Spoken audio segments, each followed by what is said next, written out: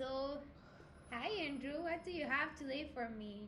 Like you mentioned something about Alexander Hamilton, so I'm not from here, so it would be really nice if you tell me who Alexander Hamilton was and like Yeah. something basic. So Alexander Hamilton has become very famous as of late, thanks to the Hamilton play written by Lin-Manuel Miranda, that has basically been seen around the world.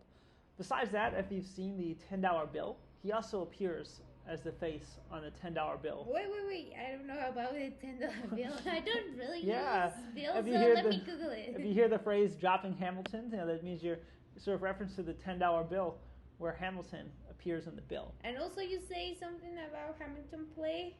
Yeah, it was written by Lin-Manuel Miranda, talking about his life and his death, and ultimately he's on the $10 bill because he was the first Secretary of the Treasury under George Washington, the first President of the United States. Is this a new play? It's been around. I want to say it's coming up like close to 10 years now. I would say it's new-ish, but not old either. So I see Luis Manuel Miranda. Is he Latino? He is, yeah, Puerto Rican descent. Ooh, I'm not from Puerto Rico, but I'm from Mexico. But okay. Hamilton's interesting. He was born in the West Indies, illegitimate child. Basically made his way as an immigrant to New York, being an apprentice to a businessman. He was a soldier under George Washington. He wrote the Federalist Papers and supported the Constitution and was the first Secretary of the Treasury. Oh, okay. So you also told me when we were walking around this supermarket that he died in a duel. So what happened?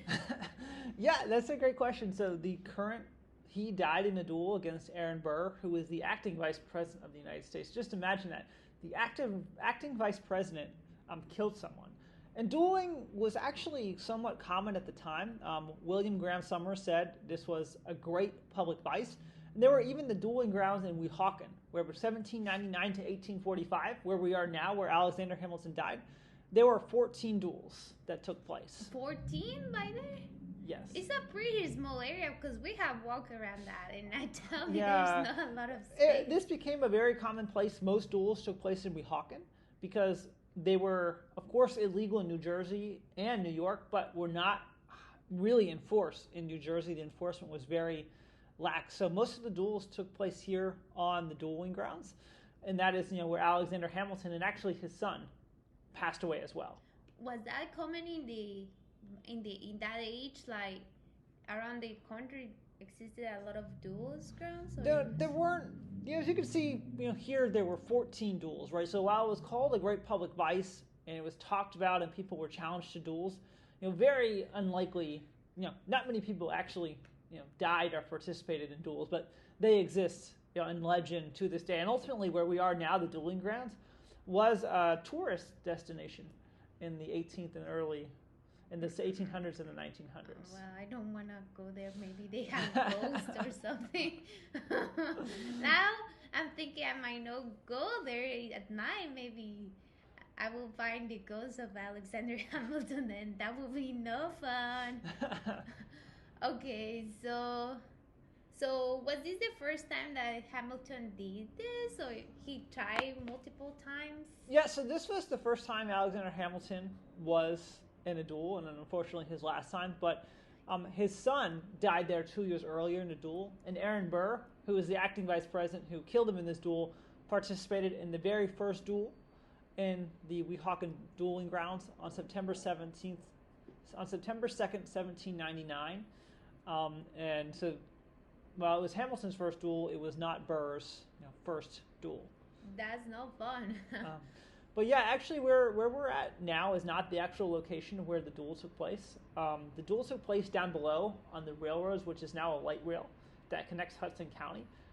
The dueling site was about 20 meters above the water and was destroyed by blasting with the railroads. So the monument with the stone where Hamilton is said to have died was moved up to the top of the Palisades, the cliffs in Weehawken, okay. About 200 feet in the air. Oh, and also you said that this vice president killed Hamilton, so was that common? Like, Yeah, so I mean, I don't think it's ever common for a vice president or a president to have killed someone, but I would say that he was never held accountable for his actions. He was charged with murder in New Jersey, but ultimately the charges were dropped by the New Jersey Supreme Court, and he lived out his life to ultimately to where he passed away and in Staten Island in New York City. Interesting.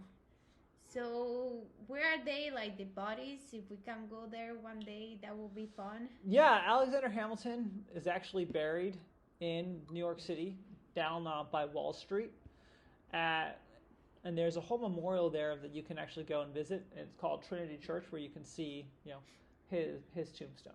Oh, that would be fun to visit one day in our like New York bucket list or something. Exactly.